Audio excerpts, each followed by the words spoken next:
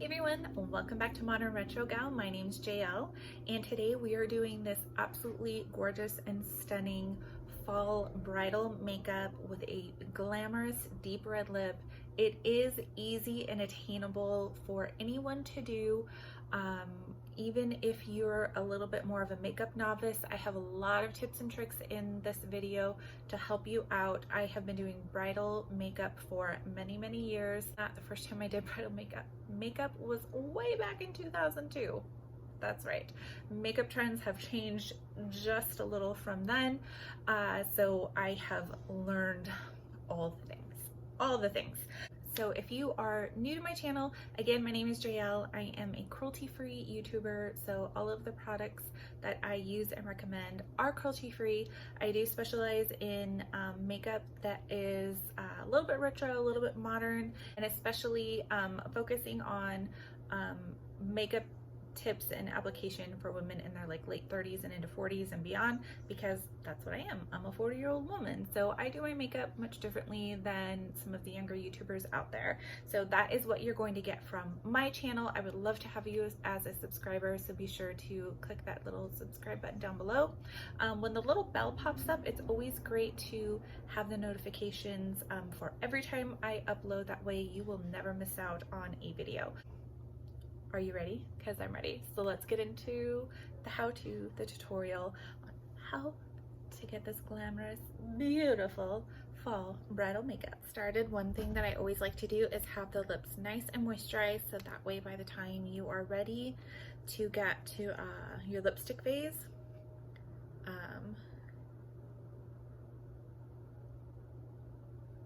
your lips are going to be nice and moisturized. So to do this, all I'm going to do is just take a little bit of my concealer, and I mean just like a really little bit to start off with. We're just going to really kind of lightly prime the eyes. So I just have it on the back of my hand. I have a little brush, and I'm just going to take this and run it over the eyelids. I do powder over that. Because I have hooded eyes, I just find that having a nice powdered finish along with the concealer just works better for my eyelids. So for this look, we are using the Anastasia Soft Glam palette.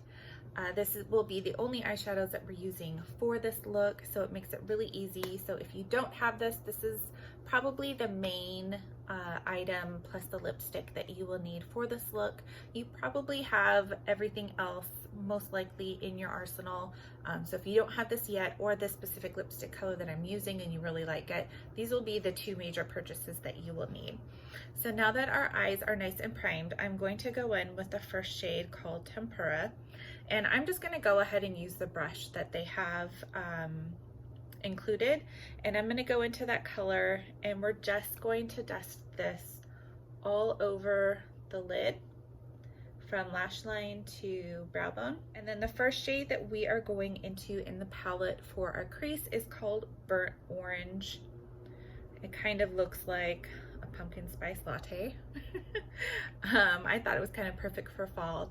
And to put this down, basically we are going to kind of go straight across the eye, especially up in this higher lid area, but we're also going to arch it down around in the crease. It's kind of weird to explain, but I think it'll make sense once I start applying it.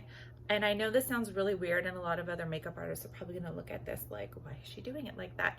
But I'm actually going to start in the center to kind of put down this color and kind of work it across. And I always start with less. I think less is more. It's much easier to blend when you do smaller dips into your makeup pan, your eyeshadow. So right at the crease, I'm really kind of dragging this just straight back and forth, and then I'm kind of working up towards my tail, the tail of my eyebrow, and then I'm kind of working it back down along the crease, and then I'm kind of working it a high arch on the inner part of my eye here, and then I'm kind of working it down a little bit onto the top portion of the mobile part of my lid, and then I'm just kind of blending that all around. Okay, so once you kind of have the intensity for that initial color where you want it, we're ready to kind of really put in our first main crease color. Next color, I'm going into the shade Rustic in the palette, and I personally just kind of like lightly dip and roll, especially with the Anastasia colors. I find that the dip and roll works a little bit better to keep as far as fallout minimal, and then just not overpacking the brush. Now we're going to go in, and first I'm going to start to work it into about the outer like quarter, somewhere a quarter to outer third of the eye. So I'm going to start at the mobile part. I'm going to work up into the crease area, and I'm going to get a good amount here, and then we're going to kind of start to push that into our crease. I use a very light hand when I'm starting to move the shadow around. I don't do really heavy pressure. I do a very light hand with my blending. So if you ever feel like maybe the things are looking a little harsh, or it's just not quite blending where you want it, I always go back to my first brush with no initial color, and I just work on the outer edges of that color to kind of help soften and blend. So I have this step done with both eyes, and basically what I do is once I have my other eye done, I just keep going back and forth until I've kind of built up again the intensity and the placement exactly where I want it. For this last shade, I'm actually going to mix a little bit of the Cypress, Umber, and the Mulberry to kind of get like just the right shade that I want for the very last shade. I just sort of roll my brush into each one, alternating, and then I tap. So for this placement, we're just going to go really into that outer, very outer edge. We're doing about 2/3 of the way into that darker shade that we placed down. So we're not totally covering it over. We're letting a little bit of that peek out. I'm just adding a little bit more shadow to my brush. And then we're going to kind of go up a little bit, and then we're going to hit much lower and with a lighter touch into where the kind of bottom of that crease would be. So this is just kind of like the last color. We're just adding a little bit. It's just going to add some extra depth and dimension to this look. I'm not taking this shade all the way in. I'm taking it about just a little bit more than halfway, and I'm just kind of going until I really kind of have it right where I want it. We are going to add some shimmer and some shine to the lids because this is bridal makeup, so even if it's a smoky fall eye, we want some bam, we want some drama. So I'm going to go into the shade Glistening. This is just a personal preference. Fairy would also look very pretty with this, but for me personally, just kind of for my skin coloring and for the lipstick that I'm using, I really like the shade Glistening. They're both very similar, just one I think has a little bit more of like a rose gold kind of tone to it, and the other one is kind of more just like a bright gold. So we are gonna go with this anywhere where we did not put down that darker shade, so on more on the mobile part of the lid. We are done with the eyes for now. We will be returning back to them, but now we're going to kind of work on the base. I am just using an illuminating primer. It's a personal preference. If you don't like face primers or you never found one that works for you, you can definitely skip this step. If you prefer more matte, definitely choose a matte primer. I like an illuminating primer because they just make the skin look really beautiful. The Bareminerals Bare Pro. The reason why I like this is because it really looks like skin, but it is a performance-based foundation. So you kind of get the best of both worlds. It is kind of a natural skin finish, slightly matte, but not matte foundation. Where's my foundation brush? There it is. And it looks really beautiful. It looks like skin, but it wears really well during the day. And I think that's like the main thing that you want, is something that's going to wear well during the day in a high stress situation. So I always take my brush and I clean it a little bit off on a dry towel. And then I take my mirror and I look close up to make sure that I don't have any weird like spots or smudges or anywhere where it sort of didn't blend well. Usually I don't have that much trouble, but you just always want to check. It's usually like around the nose somewhere. It'll just have like a little bit of a weird streak or something. It's just the skin with my nose. So once I'm good with that, we're gonna go back into our concealer. I just really like the e.l.f. Hydrating Camo Concealer. I feel like it's very similar to the Tarte Shape Tape, but I feel like this is just a little bit more hydrating, and since I do have crepey under eyes, it works a little bit better for me. So I just always take some on the back of my hand or a palette. I dip into it and I work small layers, thin layers. That's the word I'm looking for. So I'm just being really careful, really thin layers, putting this down exactly where I need it. So anything that I have left on my brush, I'll kind of go down the center a little bit. As far as the whole highlighting thing, I don't think that it's super necessary to put a ton more product on the face. I am gonna go onto the chin.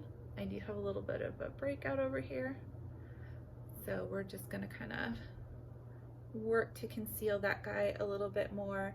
And then I'm going to work a little bit more over my chin, because my chin is always just really much darker and redder and more discolored than the rest of my face. So I just like to have a little bit extra there.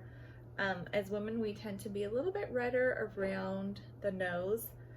So I do kind of just like to do a little bit extra there. We're going to use our powder and set. I really love the Hourglass Ambient powders for setting. They have just kind of this really beautiful luminous finish, but still slightly matte, but luminous at the same time. If you've ever used one, you kind of understand that, but I think they look really beautiful on the skin.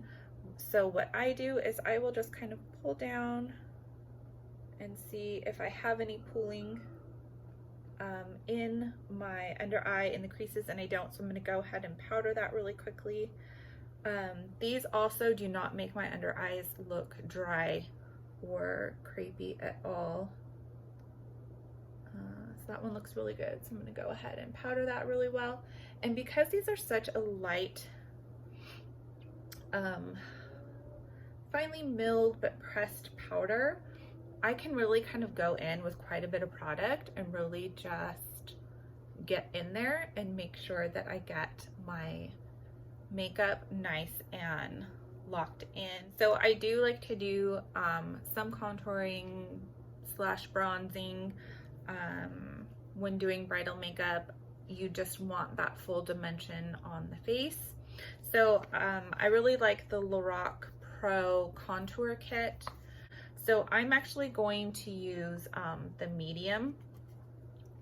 This is just a Real Techniques brush. Whatever brush works best for you, that's what you want to use, especially when you're doing your own makeup. You want to use what you're really comfortable with. But I'm going to show you how I do it. Again, I will have some more kind of in-depth stuff towards the end. But work up into your hairline, work lightly, work in a blending manner. I always act like I am blending my contour and bronzer as I'm applying it, instead of trying to apply a bunch of it and then work out the kinks. So I also take what's left on the brush and I kind of work it up my temples and up to my forehead before moving on or applying anything on directly on my forehead, because I feel like that way, once I actually get to my forehead, I can decide how much more I want to put on. And then I'm kind of bridging the two, working back down, and I feel like personally there was plenty left on the brush for me. I don't personally do heavy nose contouring. Some people do, I don't. But I will kind of take it and just run what I have left really lightly along the edge of the nose. So I'm kind of working like from here and kind of working down, just to make sure I give good balance to the face, because I feel like once you kind of start in one area, you do kind of want to like finish overall so that you have a nice balance. And then I always go in with the light contour for someone as fair as I am, and then work that under the chin. I don't like to do the darker shades under the chin. I want it to be more of a shadow. I always start right here under my chin and then blend outward. And I personally work it down like so. Now we're going to move into blush. For this, I'm using another Anastasia Beverly Hills product. This is her blush trio in Pool Party. And I'm gonna use this really kind of like mauve-y pink over here. It is called Blank. But this is kind of, for this look, I think this is a really great, it's like a rosy mauve-y shade. And I think it works really, really well. This is a unit brush. It's the Unit 107. It's just kind of this big fluffy angled contoury blushy style blush. So I'm going to go into this shade. I do find I have to kind of pack on a little bit for this shade. Blush placement is also another very, very personal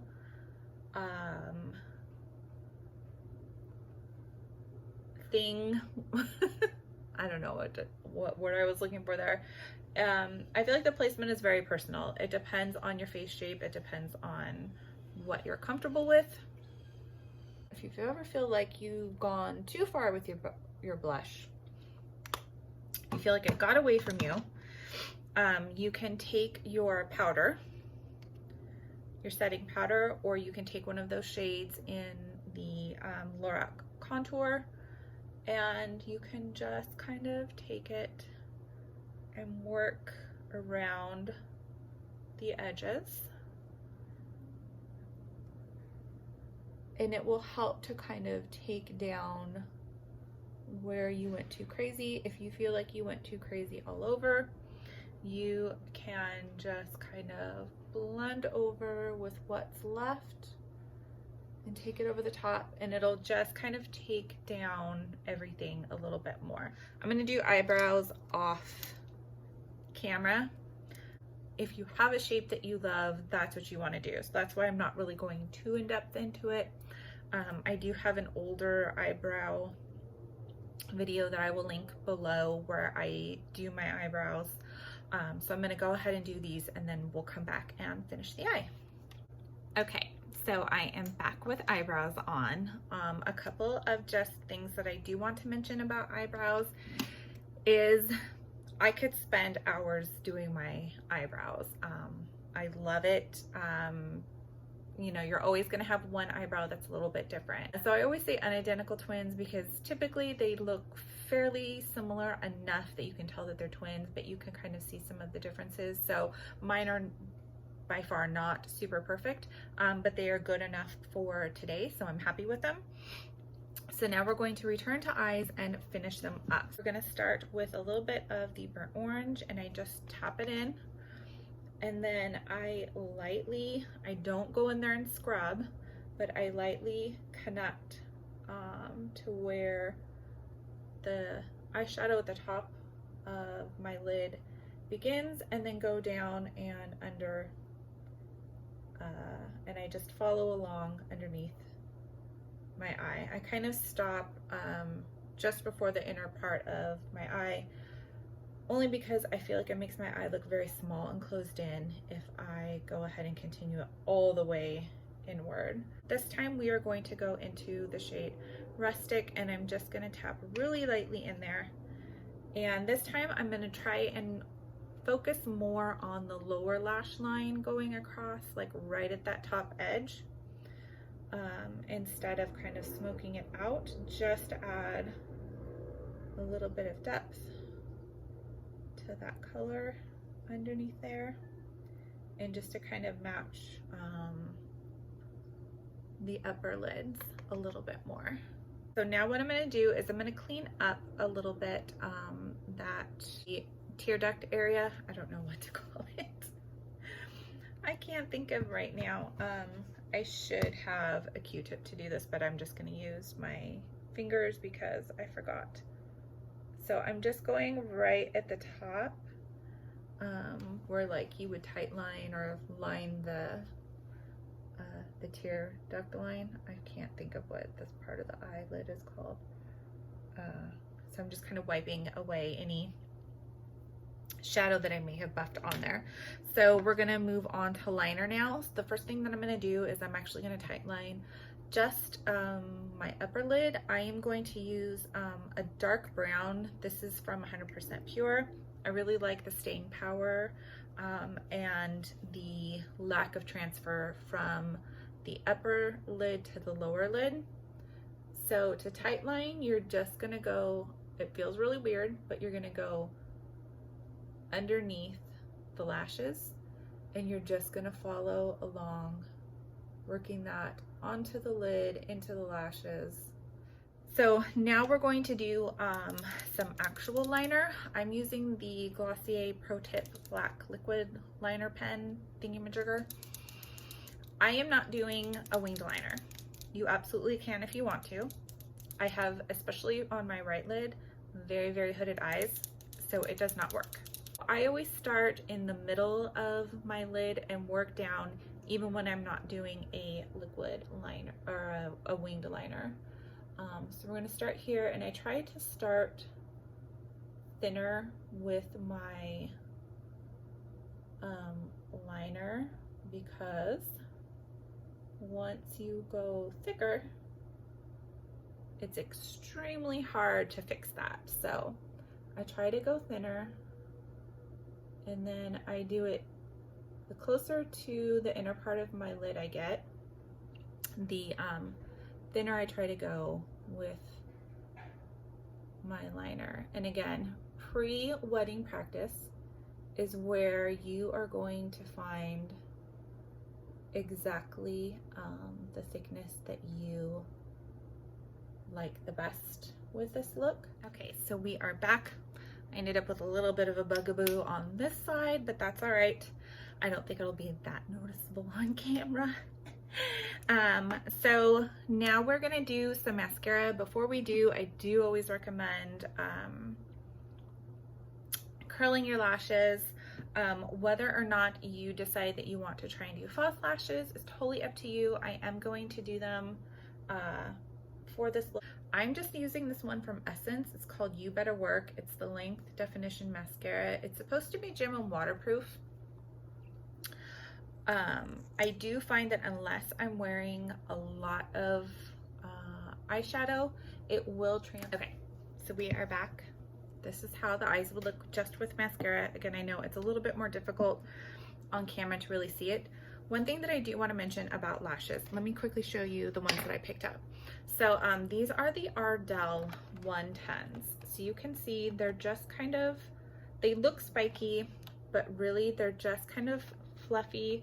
They're going to give some length. They're going to give a little bit more dimension to the eye. They're not a super wide, huge band. So if you have smaller eyes or if you have hooded eyes, these are going to work. You can see that they're the longest in the middle and they taper off on each corner. Again, this is going to work for a multitude of eye shapes.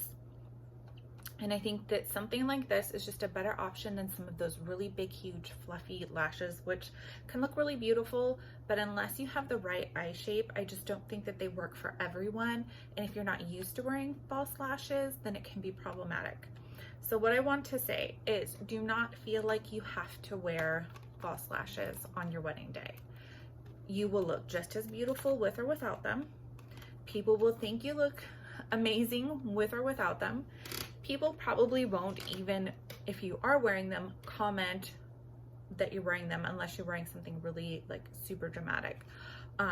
So don't feel pressure if you feel like you cannot get the hang of doing false lashes to wear them, because you don't need them for bridal makeup. I'm gonna go ahead and put these on just so you can see how they look and the difference that they can make, so that if you want to try something, you can. I also recommend something like this because it has a much thinner band and it's going to be lighter weight on your eyes and just be a little bit more comfortable for long wear. But if you try out several styles and you just can't find one that you feel like feels comfortable, just don't even bother. Don't even bother. So I am back with my lashes on again. Hopefully this shows up on camera pretty well, but they're just a little bit longer and a little bit fluffier than my natural lashes.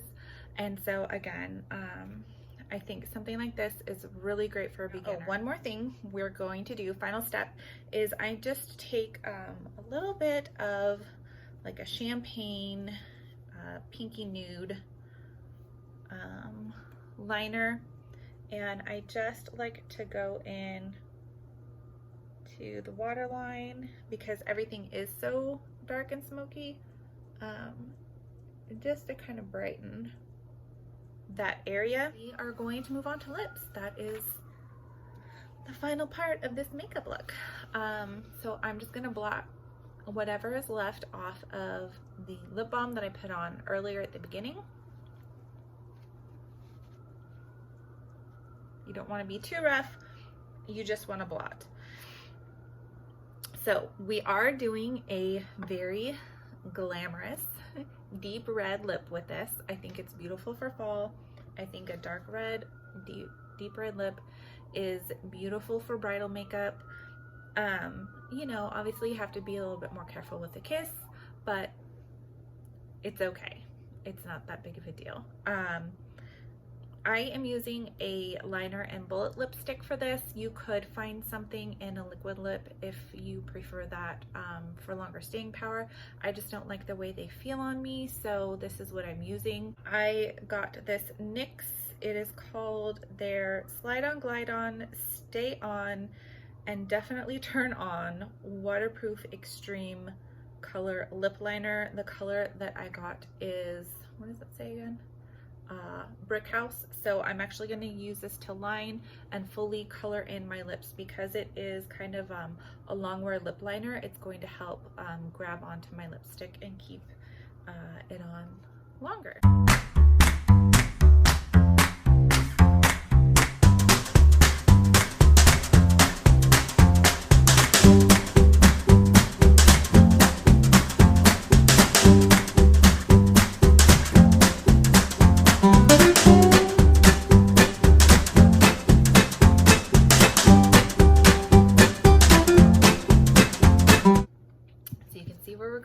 Just how deep we're going, but I promise it looks absolutely beautiful.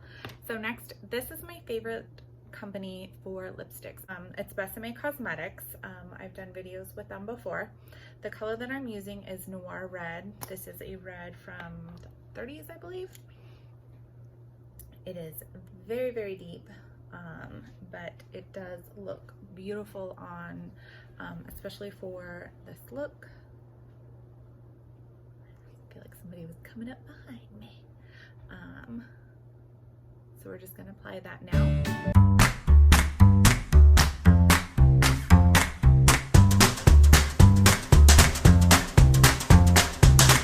So here are the lips. I know this is definitely a look, but again, if you were looking for that super beautiful, glamorous fall bridal makeup, I really feel like this really deep red lip is amazing. So one final thing that I am going to do though is I'm going to take my hair down so you guys can kind of see with hair done how this will all look together.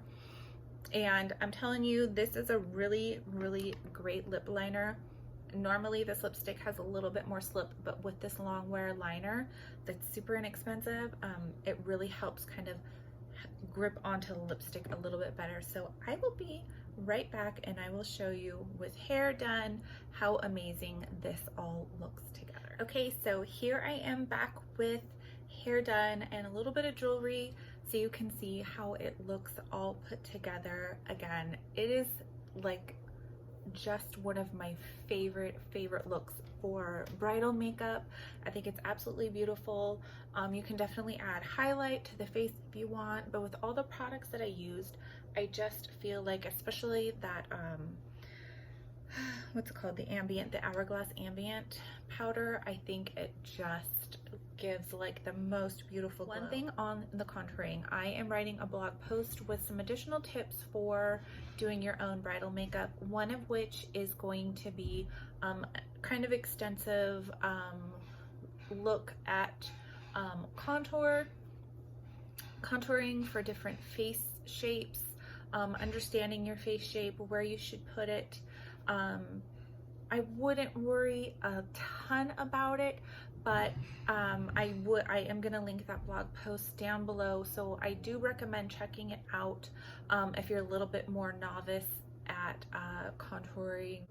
So I hope you liked this video. I hope you learned something. Definitely let me know down below, either down below or tag me on your social media if you tried this look out, especially if you do it for your wedding. I would love to see pictures and see how you did with it. So please be sure to like this video. Don't forget to subscribe. I have a really fun upcoming series I'm going to be doing. It's going to be with colored pastel eyeshadows and how they were used during different decades. I will be running from the 60s back to the 20s with different colored eyeshadows. So you'll want to be subscribed to check that out. So again, thanks so much for watching. I hope you enjoyed it and I'll see you again soon. Bye-bye.